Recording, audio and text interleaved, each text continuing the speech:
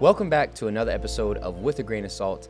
I am your host, Isaiah Salter, and I appreciate each and every one of you for tuning in for yet another week. This week is titled, Confused, Uncertain, and Exactly Where You Need to Be. Confused, uncertain, and exactly where you need to be. I was planning on doing a totally different topic for this week, but after a turn of events and just spending time with myself, this topic really resonated with me. I was watching one of my favorite creators, Heinz.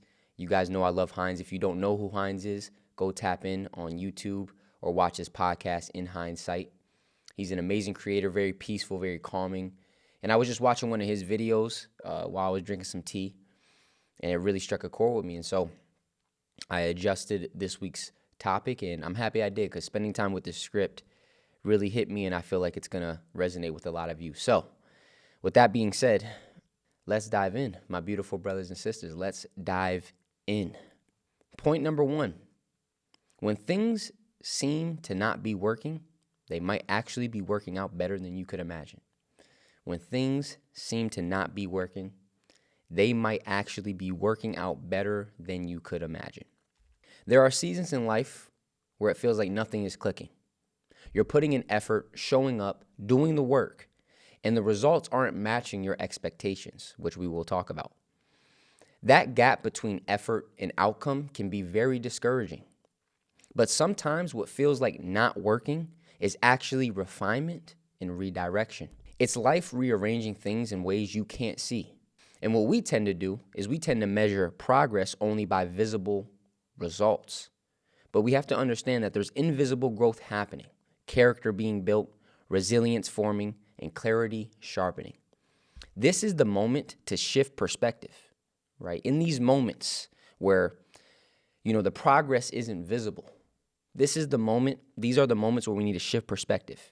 Instead of asking, dang, why aren't things happening? Why can't I see things working, right? Why isn't this working? Ask, what would the best version of myself do during this time? What perspective would the best version, highest version of me have in this season? And after we do that, let's release rigid expectations and focus on how we're showing up right now. Because the present moment is always working for you, even if the bigger picture isn't clear yet. Man, that right there is just, because so many times, man, it's just like we go through seasons of life and we're putting in all this effort, putting in all this energy, and we just feel like things aren't clicking. And it's really in those moments where we really have to hone in on our perspective, take a full step back, and be present, right? Remember, every season provides opportunity. And in the seasons where you feel like things aren't working, the opportunity is to take a step back, make sure you have the right perspective, like look at the perspective that you're having, and focus on the step right in front of you. Focus on the moment right in front of you. Because, maybe the whole picture isn't clear yet, and maybe things don't seem to be working out. But that's where we could focus our energy on the present moment and make the most out of what we have right now. And just in doing that, you're going to create a lot more peace. And you're going to take energy away from constantly focusing on waiting for the visible results or seeing how everything's going to work out. And also, we have to understand that those seasons provide an opportunity to develop resilience, develop certain, emotional capacity, develop certain clarity that we wouldn't have gotten if everything was working out, if everything went the way we wanted. And also, like we said, a lot of times results don't match your expectations. This is the importance of being mindful of the expectations that we are setting on life. Why? Because of this. Expectations create silent contracts with reality.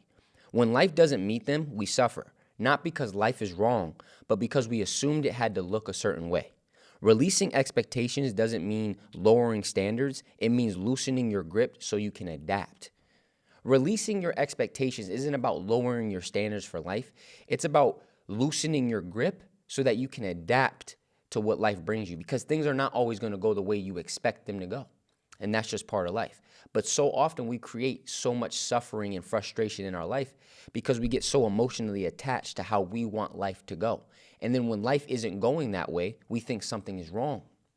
Rather than understanding that, no, life is going to provide you with a multitude of different scenarios, situations, and ways that things are going to happen.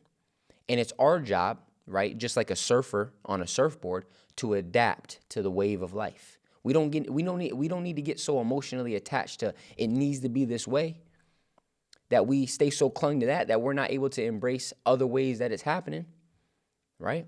And in these moments where you feel like life isn't working out, that's usually an indication that we've had a expectation of how things need to happen and they're not meeting those expectations. So rather than fighting with life and fighting with reality, let's use that as an opportunity and a signal to see, oh, maybe I'm clinging too much to how I think things need to be working out. Let me take a step back, focus on the present moment, and adapt to what life is bringing me. It says growth rarely feels like growth while it's happening. Growth rarely feels like growth while it's happening. It often feels like confusion, discomfort, or delay. The version of you who can handle what you're asking for is being built during those times, right? Growth often doesn't really feel like growth when it's happening, right? It can feel like confusion, discomfort, and delay, right? And this is the importance of perspective, right? When you can start to understand that delay, discomfort, confusion, feeling lost are part of growth, then when you're feeling those things, you're going to correlate it to growth rather than feeling those things and thinking something is wrong because you don't have the right perception of what's happening in your life. And this is where so much psychological suffering comes, right? When we don't have the right perception and perspective of the things that we go through, it creates so much unneeded suffering because now, since we have this perspective that, confusion, discomfort, or delay is a bad thing or it means something is wrong, that's the perspective that we have through it. That's how we experience those times, like something is wrong. So we get into this fight with life, trying to make it something else. Rather than just embracing it, understanding, okay, yeah, I feel like things are being delayed. Yeah, I'm a little bit confused. Yeah, I'm feeling some discomfort. But because I've cultivated my perspective, I know that those things are usually tied to growth.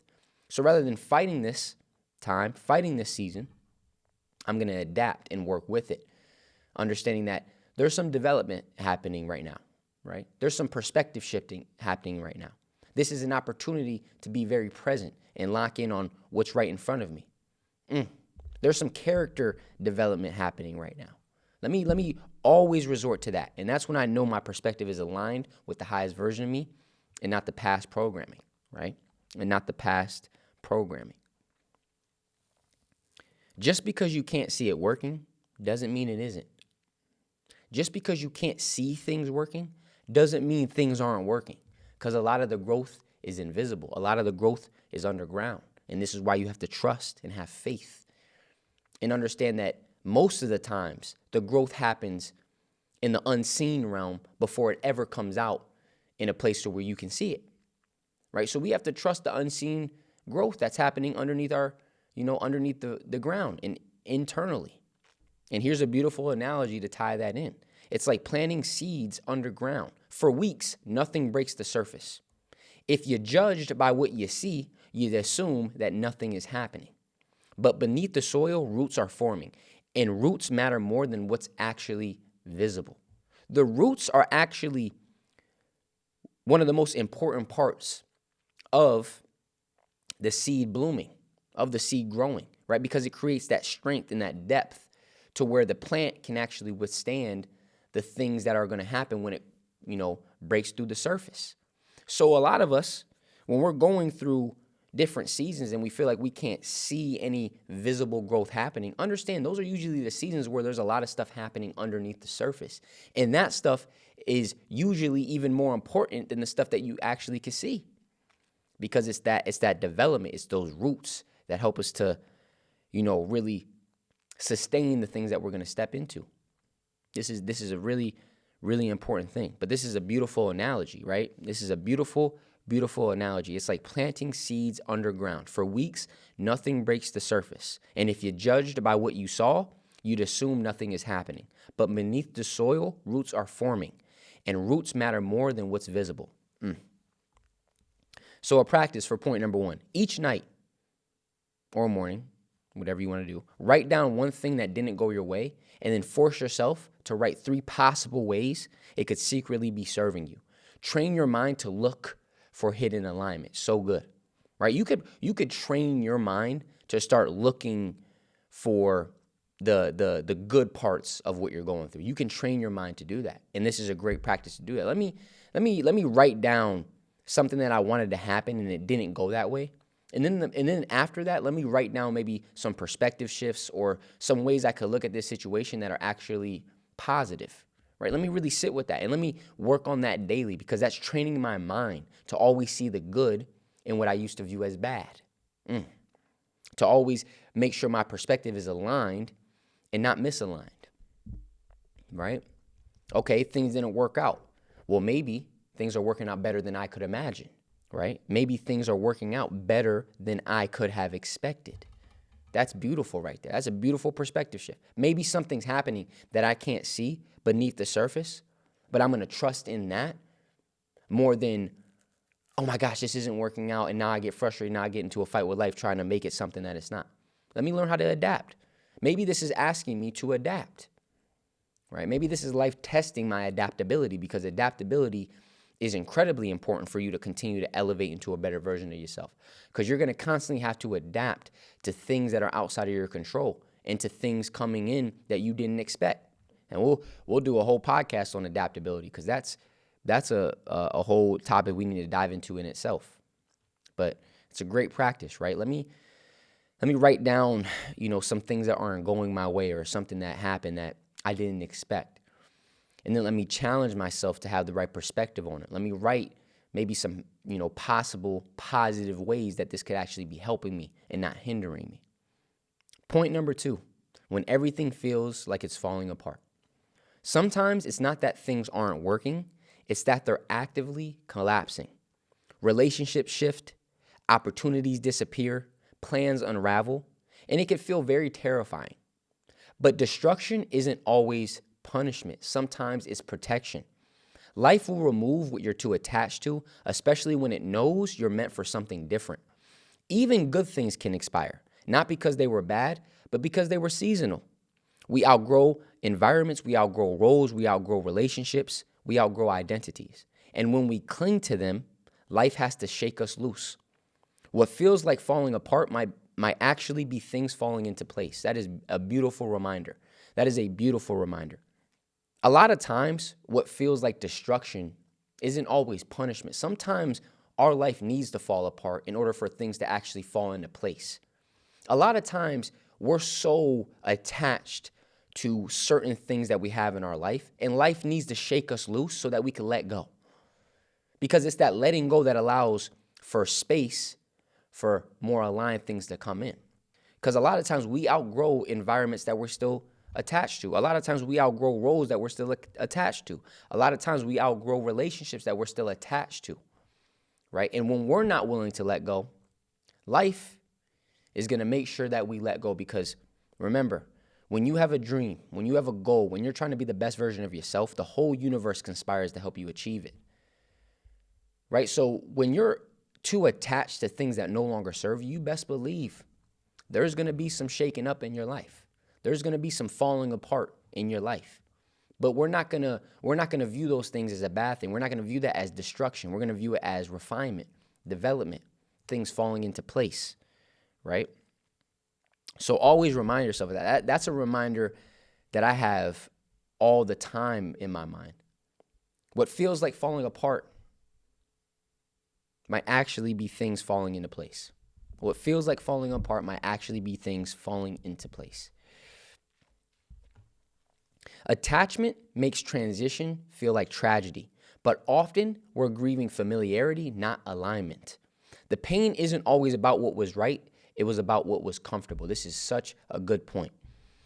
A lot of times when we're attached to certain ways of living, certain relationships, certain environments, certain roles, certain identities, those attachments make transition and change feel like a tragedy, right? And this is the importance of understanding the detriment and how attachments play a role in our suffering.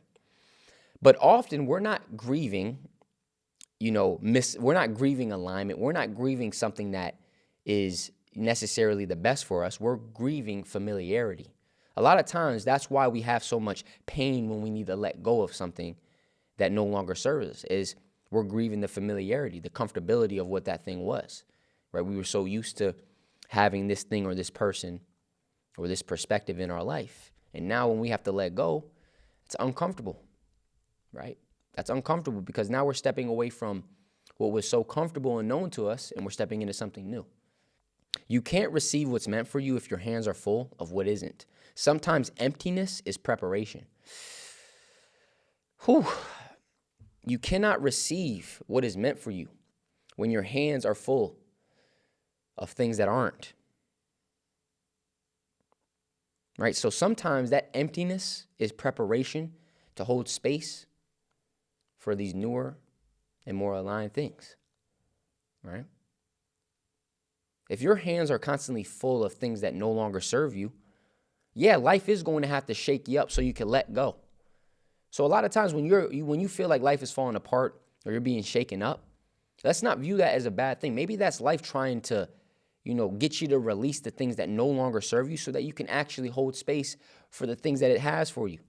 The more aligned relationships, the better opportunities, the elevated environments, right? All these things that want to come into your life, we have to be willing to let go of the things that no longer serve us so that we can actually create the space for these things to come in. Do you know how many things want to come into your life, but because of our inability to let go of what no longer serves us, we have no space for these things to come in? And then we get frustrated with life. We get frustrated with God. We think that, oh man, like, why aren't these blessings coming to us? Why aren't opportunities working? Why am I not stepping into better relationships? Why are things just not working out for me? Maybe things aren't working out because you're holding on to things that no longer serve you and you're unwilling to let those things go, right? Always remember that. In order for new things to come in, we must be willing to let go of the old. So if you are unwilling to let go of the old, it's going to restrict the ability for the new things to come in. But when you don't have the right perspective and awareness that you're holding on to the old, you're going to think that these things are just being blocked off from you, that you're just not blessed, that things just aren't working out. Not realizing that you're actually the thing standing in the way of these things coming in. And that right there is a perspective shift. That right there is a very eye-opening moment when you realize, oh my gosh, wait, it's me blocking out the things that I want to come into my life, that I desire to come into my life. But that also should bring a sense of peace, because if it's you blocking the things that you desire to come into your life, that means you have control over letting go and creating the space for them to come into your life. You don't have to wait for something outside of you, right? You don't have to wait for that person or that thing to happen. No, you could decide to start doing the work to let go of these things that no longer serve me. And yes, there may be that period where you're stepping away from the old and you haven't fully stepped into the new. And that period is scary sometimes. But understand, with the right perspective and the understanding that, no, that space is just me letting go of the old, preparing myself, getting the development, and I'm going to step into the new. When you have that perspective through it, it's going to help you to navigate it in a healthier and more aligned way, right? And here's an analogy to help you with that. Think about pruning a tree. To someone who doesn't understand what pruning is, it looks like damage, right? Branches are being cut off. Things are being removed from the tree. But pruning allows healthier growth. Without it, the tree becomes overgrown and weak, right? If you don't know what pruning a tree is, look it up. But from my understanding, it's where, you cut off certain branches and remove, excess stuff from the tree so that healthier things can grow. But if you just didn't cut off those branches, if you didn't prune the tree will become overgrown, and that would actually weaken the tree. There would be too much on the tree. So a lot of times in our life, you got to view yourself like a tree. We have to be willing to be pruned. We have to allow for the pruning process to happen. Some things need to be cut off and let go of so that healthier things can grow, so that healthier things can come in. But when you're not willing to let go of old ways of living, old relationships, things that you've outgrown, all you're doing is just creating more and more weight that's going to keep you down, rather than letting go of that dead weight so that you could elevate. You feel me? And that's a beautiful analogy to kind of tie it in. And here's another thing too. certain things that we have to let go of, not all of those things were necessarily bad. Sometimes you have to let go of things that were actually good, but they were just seasonal. And this is why, being mindful of attachments is so important. Like, this is why moving into a state of connection is so vital in life. Connection allows for things to come in and then flow out when it's time.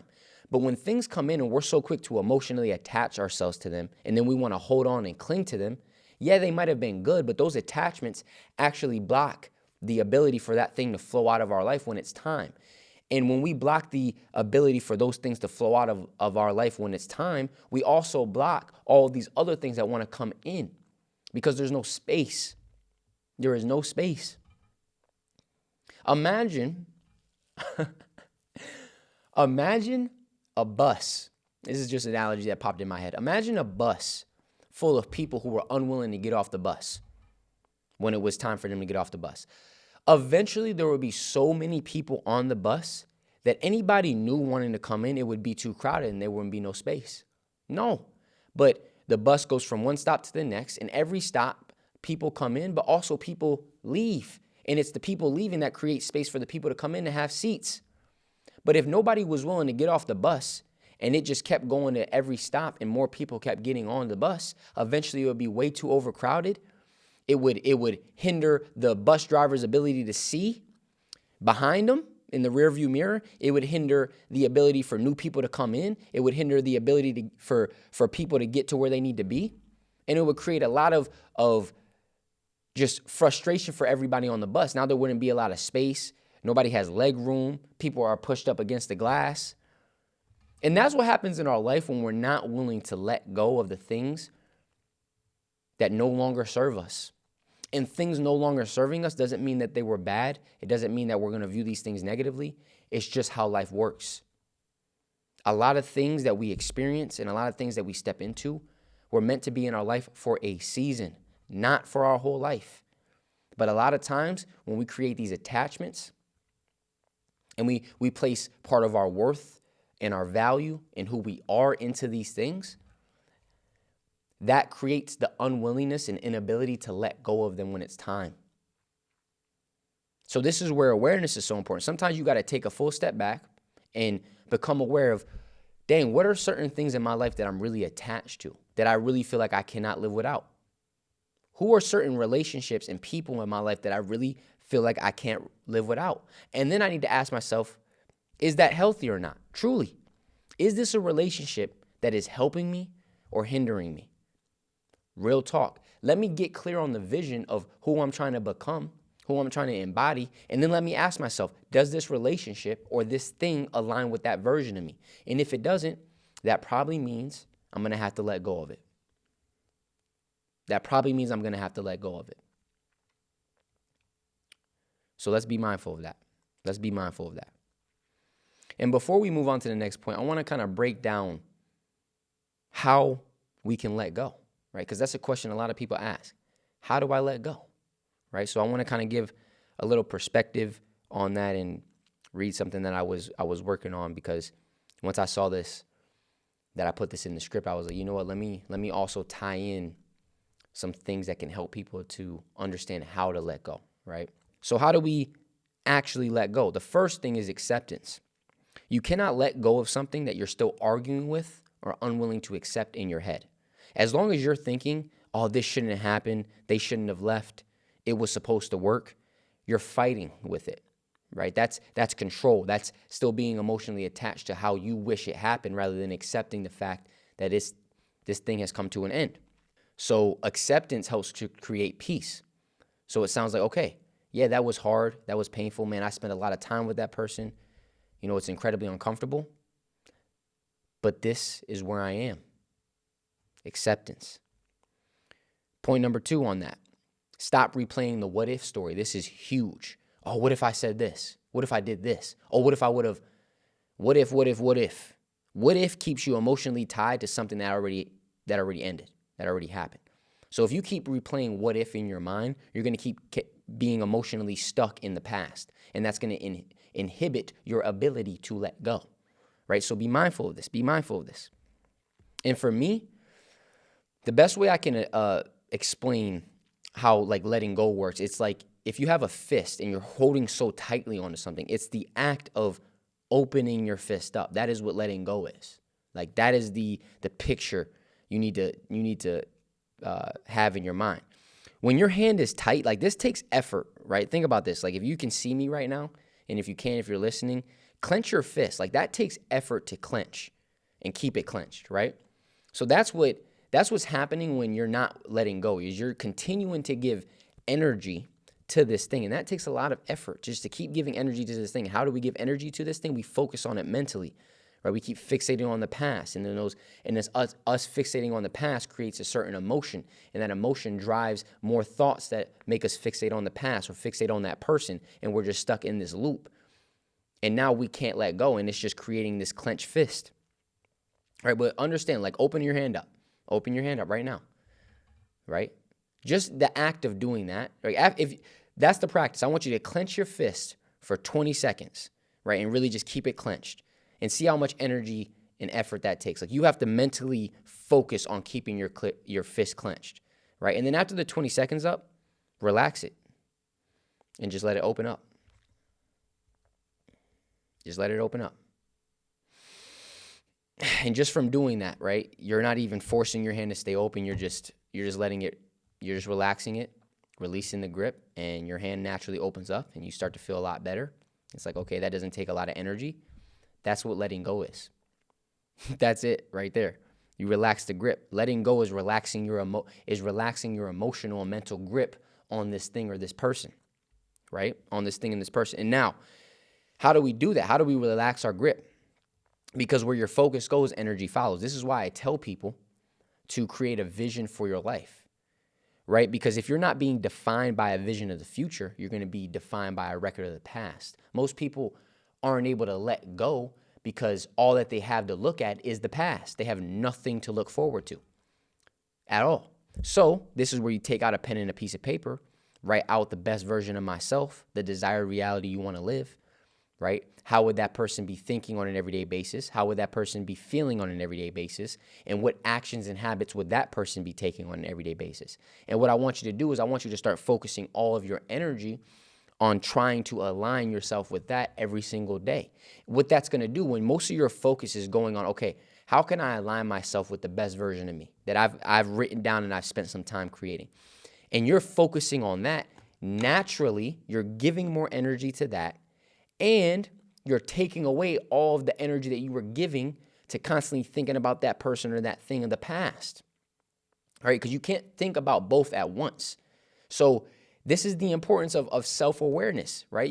You can find, or you can see the times where you're maybe giving too much energy to something of the past or a person of the past or an old relationship. You can feel that. All right, I'm fixating on it. I see that. And this is where self-awareness comes in. I'm aware of it. Now with intention, which is the intention is this version of you that you've written down, the best version of you. That's the direction you're trying to go. Now with this intention, let me focus my energy back on this and then take a next right step that's aligned with this version of me. And just right there, you've caught it and put energy towards where you're trying to go. And you just keep doing that every single day. Yeah, at first it's going to feel hard because the attachment to the past is stronger than this connection to the future, right? That's part of it. But if you just keep showing up, all right, I'm going to focus on how I'm feeling today. I'm going to focus on how I'm thinking today. I'm going to focus on doing this one action today that aligns with where I'm trying to go. And you just keep doing that more and more. You keep building up that muscle. You're going to get better and better at it. And the more you keep focusing your energy on it, the more you're going to keep feeding it. And the less you're going to keep feeding the things of the past. And naturally, guess what you're going to do? Let go. That's what's going to happen. That's what's going to happen. Come on, y'all. It's beautiful. And point number 3, the last point. Uncertainty isn't your enemy. It's the space where trust and growth are built. When life feels like it's falling apart, what we're really struggling with most of the time is uncertainty. We don't know what's next. We don't know how it's going to work. We don't know who we will be on the other side. And the human mind hates not knowing, right? Because we're wired that way. It wants guarantees. It wants clarity. It wants control. But uncertainty is not a sign something is wrong. It's a sign that you're in transition. You can't step into a new season with the same level of clarity you had in the old one. This is so true. You can't step into a new version of yourself operating at the same level of awareness and frequency as the old version of you. It just don't work. Growth requires stepping into spaces where you don't have all the answers yet. And instead of resisting that space, this is where you learn to trust. Trust into yourself, trust in the process, trust in life.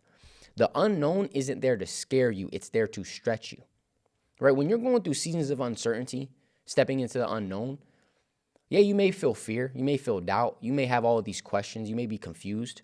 But understand that uncertainty isn't there to scare you or to hinder your growth. It's there to stretch you. It's there to stretch your capacity to trust, to lean in faith, to be more present, right? Because when you're not fully clear on the future and you're not fully clear on how things are going to work out, that's a great opportunity to work on cultivating presence and focusing on the step you have right in front of you. Okay, no, I can't see down the road. I can't see how this is all going to work, but I can see the step right in front of me. Let me focus on that. Understand that certainty feels safe, but it also keeps you small. If everything were guaranteed, there would be no need for courage. Uncertainty is the birthplace of courage because it forces you to move without full proof, and that takes courage. And you need courage in order to grow because life is going to constantly ask you if you want to grow. Growth is going to constantly ask you to step into things that, make you afraid. And courage is not the absence of fear, it's doing things afraid, right? So if we don't have uncertainty in our life, how are we ever going to have the ability to cultivate courage, right? So a lot of times we get so attached to certainty that it hinders our ability to step into uncertainty, which hinders our ability to grow, because growth literally means stepping from known territory into unknown territory because we haven't been there yet. We're stepping into a different version of ourselves, an elevated version of ourselves that we haven't been before, right? And that's what growth is going to constantly ask us to do, keep on growing into better, more aligned versions of ourselves. So we're going to have to learn how to shift our relationship and perspective with uncertainty so that we start embracing it rather than running from it. Anytime I have a lot of uncertainty in my life, I immediately resort to, okay, let me really lock in on being present. Let me really lock in on the moment that I have right in front of me. Because I know if I get caught up in trying to fixate on how all of it's going to work out, I try to control the outcome, I try to get all of the clarity at once, it's going to cause a lot of anxiety, it's going to cause a lot of stress, and it's going to cause a lot of frustration. I know that about myself. So in moments where I have uncertainty, I take that as an opportunity and a sign to lean into the present moment. Okay, what can I do where I'm at? How can I be where my feet are and take the next right step? Right? Okay, let me go to this action. All right, let me take this step. All right, let me process this stuff over here. Right? Let me really focus on where I'm at. Right? When I'm in seasons of uncertainty. Let me really focus on embracing those emotions of discomfort and confusion and fear. It's okay. Right? Let me sit with myself in those things. It's okay. We're good. Those things don't mean I'm doing something wrong. Just because I'm having some uncertainty doesn't mean I'm moving in the wrong direction. No, I know this is a part of growth because I've cultivated that perspective, right? Because I've spent time listening to the With a Grain of Salt podcast and my perspective has grown, it's deepened, and now I can view these things through a better lens, which helps me to navigate them in a better way. That's a beautiful thing. And like it says here, most anxiety about uncertainty comes from trying to mentally control an outcome that hasn't even happened yet. The mind wants to solve tomorrow today, but peace comes from handling what's in front of you and allowing tomorrow to reveal itself. So true. So true. So much anxiety comes from trying to solve tomorrow today, but peace comes from handling what's right in front of you and allowing tomorrow to handle itself. Right? Okay, I'm feeling a little anxious. Maybe I'm getting ahead of myself. Let me catch myself with self-awareness and then with intention bring myself back to this moment. Come on. And for me, I had a moment like that the other night. Caught myself feeling a little anxious. I was on social media just scrolling too much. I was thinking about how am I going to figure all this stuff out. I'm like, whoa. And I took a full step back with self-awareness. And I was very intentional. I said, let me go to tea. Let me sit. Let me go for a walk. Let me read from this book, right? Maybe let me watch a creator that brings me peace. Let me watch a video that brings me peace. Let me actually put my phone away. Let me just breathe. And all that right there created presence. And in the present is where you find peace. So this is how we shift our perspective on our emotions, and we use everything as an opportunity. If I was feeling anxious in that moment, or when I was feeling anxious in that moment, if I had a negative perspective in relationship with anxiety, then it would have made me start to, go down this negative cycle, and I would have gotten to a fight with it. Oh, I don't want to feel this way. How do I not feel this way? No, but I've cultivated a perspective in a relationship with anxiety to use it as a signal. Oh, okay, I'm just thinking a little bit too much. Oh, I'm probably just giving too much energy to stuff that is outside of my control. Oh, I'm probably just scrolling on social media too much, looking at what everybody else is doing. Okay, I'm going to use that as a signal and an opportunity to cultivate presence. So thank you, anxiety, for bringing me back to the present. Now, me and anxiety, we don't have a negative relationship. We don't have a negative partnership together. Nah. Thank you. Thank you. But I've had to cultivate that, because it used to be I feel anxious, and I feel like whenever I feel anxious, I connect that to negativity or a bad thing, and I would get into this fight with anxiety. And now that I'm fighting anxiety, I'm actually feeding it more energy, so I get even more anxious.